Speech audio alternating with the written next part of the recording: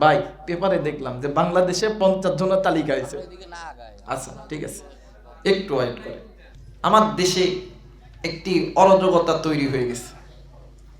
যেমন আমাদের এক ভাই ওসমান হাদি দুনিয়ার এই মায়া ত্যাগ করে পরকালে চলে গেছেন। সকলেই বলেন ইন্না লিল্লাহি ওয়া ইন্না ইলাইহি রাজিউন। দোয়া করবেন আল্লাহ যাতে ভাইটার কবরটা যাতে জান্নাতুল ফিরদাউস দান করে। জোরে বলেন আমিন। আরেকবার বলেন আমিন। আজকে আমার এই ভাইয়ের লাশ সিঙ্গাপুর থেকে ঢাকায় পৌঁছে গেছে। এই ভাইটাকে কেন্দ্র করে পুরো দেশ অস্থির হয়ে গেছে। পুরো দেশের ছাত্র জনতা, আম পাবলিক সবাই অস্থির হয়ে গেছে। আসলে যে চলে গেছে সে কিন্তু আর ফিরে আসবে না, কিন্তু ভালোবাসার একটা টান, নারীর একটা টান, এই টানটা কিন্তু আছে। বন্ধু হয়ে বন্ধুকে কেউ গালি দিলে বন্ধু সহ্য করতে পারে না। মায়ের সামনে সন্তানকে কেউ মারলে মা চুপ করে বসে থাকতে পারে না। বাবার সামনে সন্তানকে কেউ গালি দিলে বাবা চুপ করে বসে থাকতে পারে না। একটা রক্তের বন্ধন, নারীর টানে বাংলাদেশের ছাত্র জনতা এখন রাজপথে নেমেছে। আজকে আসার সময় শুনলাম, দেখলাম, খবর দেখলাম আমার দেশ পত্রিকার অফিস নাকি পুড়ে দিছে। এরপরে ডেলি স্টার এগুলো নাকি ছাত্ররা পুড়ে দিছে। কিন্তু আমাদের দেশে আমার ভাই মূল্য, আমার বোন মূল্য, আমার বন্ধুর সীতা হলো, এই দিক কারো কোনো খোঁজ নাই। আমার বাংলাদেশে এক দল আছে, এরা আবার বলে যে এই কাজগুলো যারা করতেছে, যারা প্রথম আলো, ডেলি স্টার, এই সংবাদ মাধ্যমকে যারা আঘাত আনতেছে, এরা নাকি নির্বাচন পিছনে হাঁটানোর চিন্তা করতেছে। আসলে ভাই আপনারা কে ক্ষমতায় যাবেন, কে বসবেন, ভাই কসম আল্লাহ এই লোভ আমাদের নাই, আল্লাহর কসম। কিন্তু আপনাদের স্বার্থের লোভে আমাদেরকে আপনারা বলির পাঠা বানায়েন না। কথা বলেন ঠিক কি না? আমরা বলির পাঠা হতে চাই না। আপনারা যে যা পারেন তাই করেন, কিন্তু আমাদেরকে বলির পাঠা বানায়েন না। এই ওসমান হাদিকে কেন্দ্র করে আজকে যুক্তরাজ্য, ইউরোপীয় ইউনিয়ন সব বার্তা দিয়েছেন। আসলে এই ছেলেটা সাহসী ছিলেন, ভালো ছিলেন, ভদ্র ছিলেন। আল্লাহর কাছে দোয়া করবেন, কারণ মৃত ব্যক্তি যতই খারাপ হোক নবীজি এর জন্য দোয়া করছেন। কথা বলেন ঠিক কিনা? তিনি আগে কি করছে না করছে এটা জানার দরকার নাই। আমরা মুসলমান হিসেবে এক মুসলমান মারা গেছে, তার জন্য দোয়া চাইতে পারি কি পারি না? কথা বলেন পারি কি পারি না?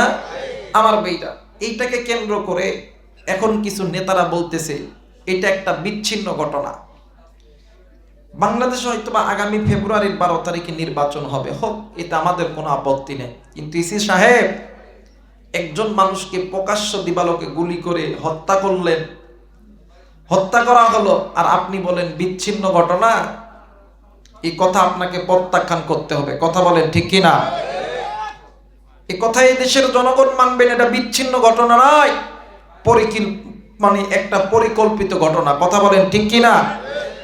আবার আজকে আবার শুনতেছি, পেপারে দেখলাম, ভাই পেপারে দেখলাম যে বাংলাদেশে 50 জনের তালিকা আছে। আচ্ছা ঠিক আছে, একটু ওয়েট করে।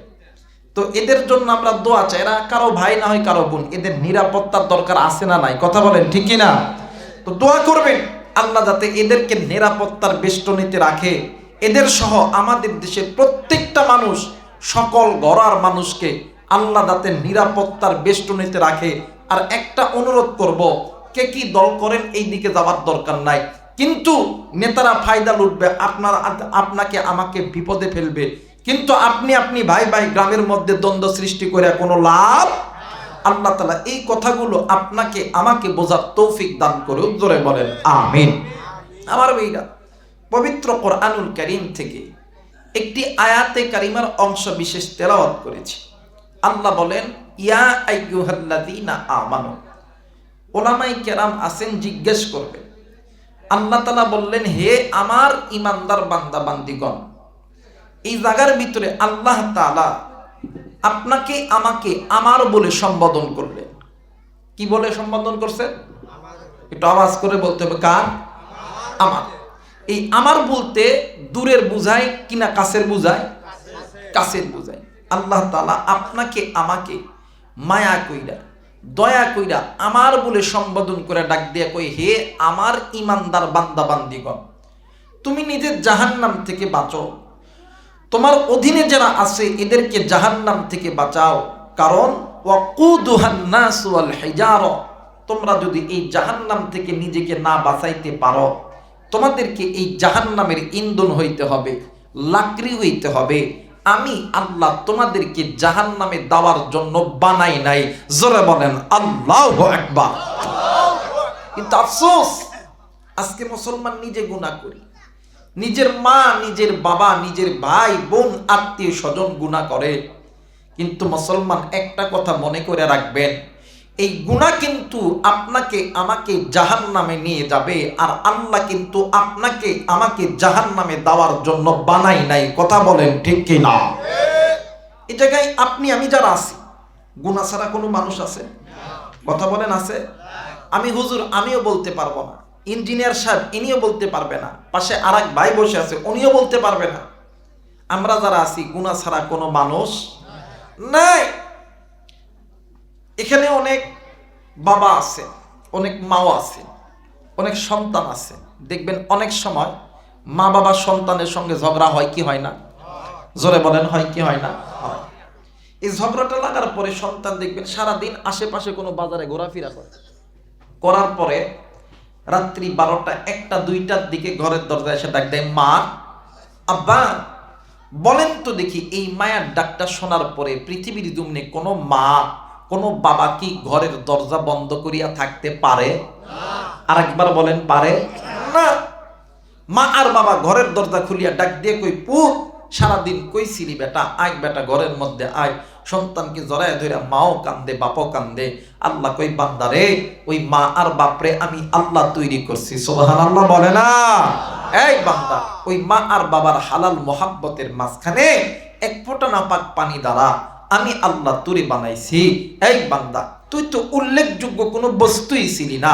হাল আতা আলাল ইনসানু হিনুম মিনাদ দাহরি লাম ইয়াকুম শাইআন মাযকুরা। আমি আল্লাহ তোরে বানাইছি।